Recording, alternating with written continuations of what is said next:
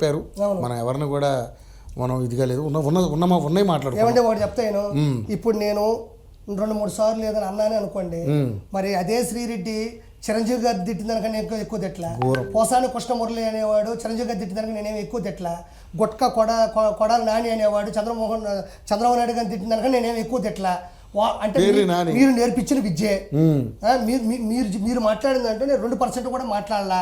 ఆర్పి ఇలా అన్నాడు అలా అన్నాడు దానికన్నా, మీరు చేసిన దానికన్నా, మీరు మాట్లాడిన బూతులు పురాణం కన్నా నేను మాట్లాడినది అంత కాదు. మీరు ప్రవేశపెట్టారు, నాకు కోపంతో వచ్చిన మాటలు కానీ మీరైతే అది కంటిన్యూ చేసుకుంటూ వచ్చారు. ఇది పద్ధతి. వైఎస్ఆర్సీపీ గవర్నమెంట్లో వాడేటువంటి పదజాలాలు, భూత పురాణాలని ఒక పుస్తకం పెట్టుకున్నాను. ఈ రోజు నేను మాట్లాడితే ఉలిక్కి పడక్కర్లేదు, నేను మాట్లాడితే భయపడక్కర్లేదు. రీజన్ ఒకటే చెప్తున్నాను, మీరు చంద్రబాబు నాయుడు గారిని తిట్టిన దానికన్నా, శ్రీరెడ్డి చిరంజీవి గారిని తిట్టిన దానికన్నా, పోసాన కృష్ణమురళి ఇండస్ట్రీ వాళ్ళు తిట్టిన దానికన్నా నేనేమి ఎక్కువ తిట్లా. మీరు తిట్టకపోతే నా అలాంటి వాడు అనాల్సిన అవసరం. కానీ ఇక్కడ ఇంకో పాయింట్, శ్రీరెడ్డి అనే వ్యక్తి ఎవరైతే ఉన్నారో ఆవిడ షర్మిల గారిని కూడా వదలలేదండి. నేను అదేనబ్బా చెప్పేది, బాబాయ్నే వదలలేదయ్యా అంటే నువ్వు చెల్లిదామనేవే. బాబాయ్ గొడ్డల పోటుకే పోయింది.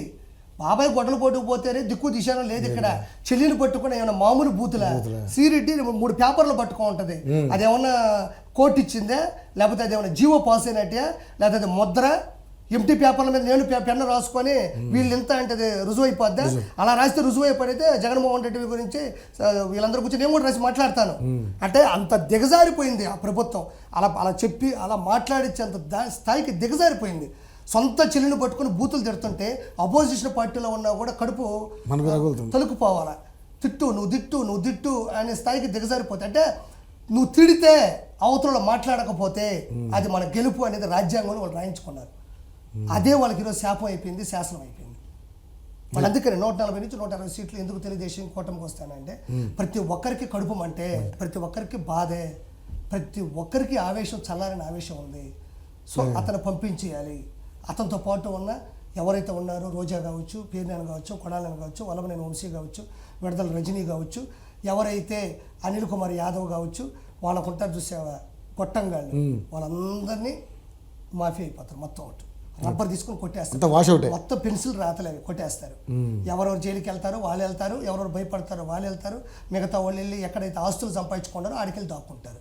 ఇంకా ఇక్కడ బీఆర్ఎస్ ప్రభుత్వం పరిస్థితి ఎట్లానో అక్కడ ఈయన అంటారు కదా, బీఆర్ఎస్ వాళ్ళు అక్కడ గెలుస్తాడు. ఇద్దరు ఆలోచనలు ఒకటే. లేకపోతే అతను సమర్థించేది ఏంటి? బీఆర్ఎస్ ప్రభుత్వం అన్ని ఇబ్బందులు అక్కడ జరుగుతుంటే నీకేం పని ఇక్కడ? బీఆర్ఎస్ వాళ్ళకి ఏం పని? బీఆర్ఎస్ ప్రభుత్వానికి ఏం పని?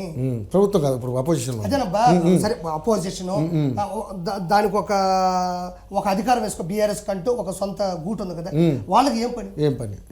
నీకేం పని ఇక్కడ? నువ్వేదో చక్కదిద్దుకో, నీకే దిక్కు దిశానం లేదు ఇక్కడ. నువ్వు చక్కదిద్దుకో, నువ్వు బాగుండు. నువ్వు అక్కడ జరిగే పరిస్థితులు విశ్లేషించాల్సిన అవసరం ఏంది? విమర్శించాల్సిన అవసరం ఏముంది? ఇక్కడే మొన్న ఇబ్బంది పడిపోయి ఈరోజు రేవంత్ రెడ్డి గారు సీఎం అయినారు. అక్కడ జగన్మోహన్ రెడ్డి చేసే బాధలు ఆయనకు ఉన్నాయి, అది వేరే రాష్ట్రం, ఆయన పడే బాధలు ఆయన పడుతున్నాడు, జరిగేటి జరుగుతాయి. ఆయన గెలవాలని నువ్వు కోరుకుంటున్నావు అంటే మేము నాశనం అయిపోయి కదా.